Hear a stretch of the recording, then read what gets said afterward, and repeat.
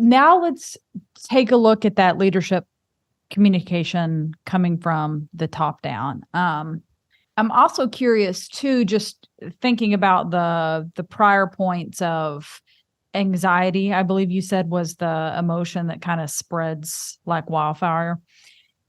If and that's such a negative emotion, I'm also curious to hear you weave in kind of how can leaders meet their team where they are?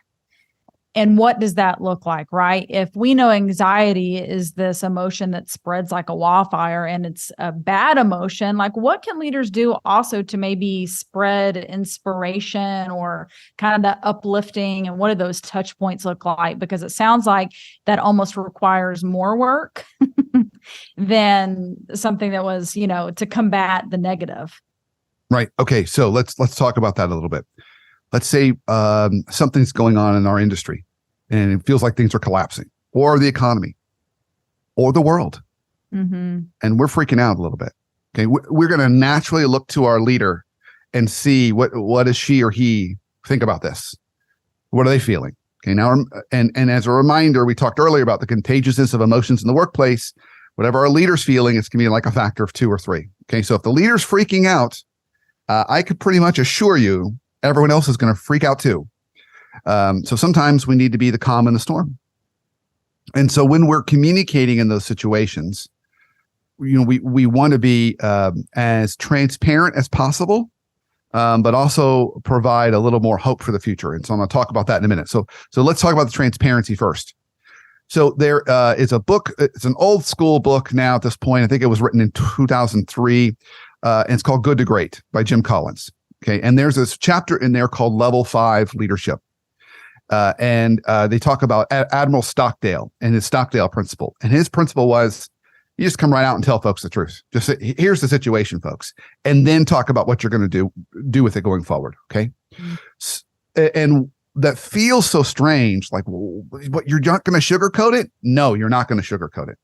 Because sugarcoat it creates more anxiety. It makes people feel like you think they can't handle it, or you're hiding something. Okay, it's why when we sugarcoat stuff to our kids, it creates way more anxiety. One of the reasons why I'm so frustrated with parents today, because we have such high anxiety with our kids, because we coddle them too much. We sugarcoat things, thinking they can't handle it, and then that sends the message to them: you can handle it, and so they get overwhelmed in the world easily. So they talk about just kind of laying out the facts of the situation. So I'll give you a personal example.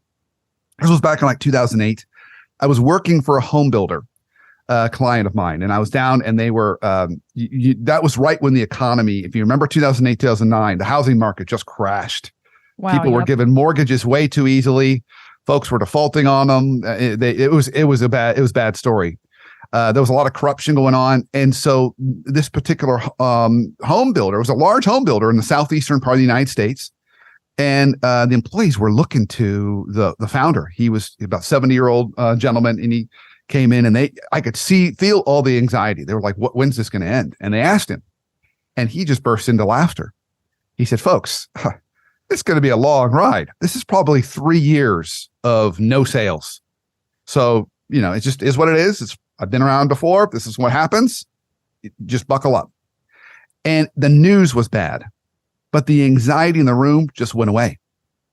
Everyone was like, oh, okay, 3 years. I could do 3 years. I got it.